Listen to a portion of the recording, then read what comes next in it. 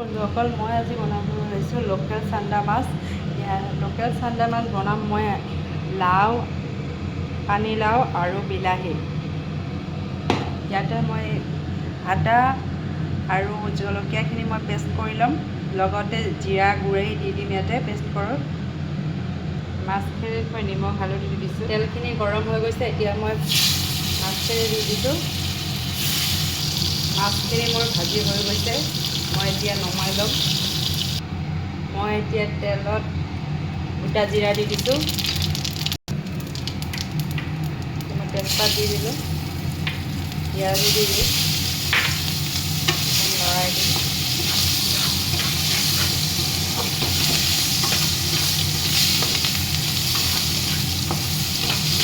অকণ ৰঙা হ'ব দিব পিঁয়াজখিনি।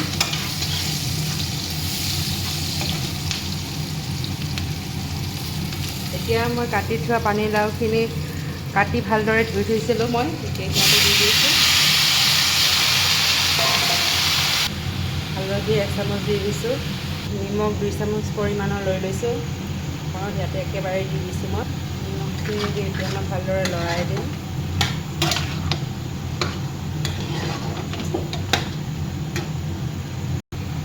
অকণ ভাজি লৈছোঁ।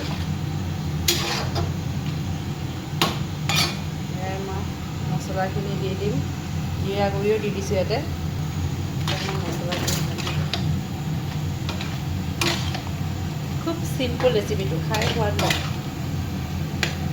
গৰমৰ বতৰত একো খাব ইচ্ছা নাযালে এনেকৈ পাতলকৈ জোলটো বনাই ল'লে ভাল লাগে। বেছি মছলা দিলে ভাল নালাগে, সকলো সময়ত বেছি মছলা খাব ভাল নালাগে।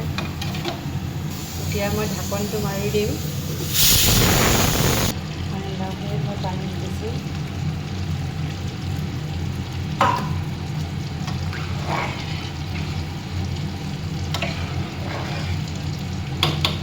তেওঁলোকে এনেদৰে পানীলাও আৰু মাছ খায়নে? গৰমত এনেকৈ খাব বহুত ভাল লাগে। বেছি মছলাও নাই, খাব বহুত সোৱাদ।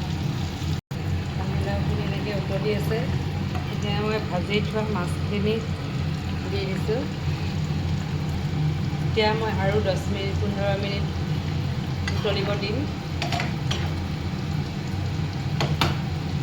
লাওৱেদি মাছ মোৰ হৈ গৈছে, এতিয়া মই ধনিয়া পাত কাটি থৈছোঁ, দি দিছোঁ। আপোনালোকে ইচ্ছা কৰিলে নিদিবও পাৰে। বন ধনিয়া লৈ দিছোঁ, ধনিয়া মোৰ ধনিয়া নাছিলে কাৰণে বন ধনিয়া দি দিলোঁ। এনেকৈ বনাই চাবচোন বন্ধুসকল, আৰু এনেকৈ খাই মোক please like, comment and share কৰিব।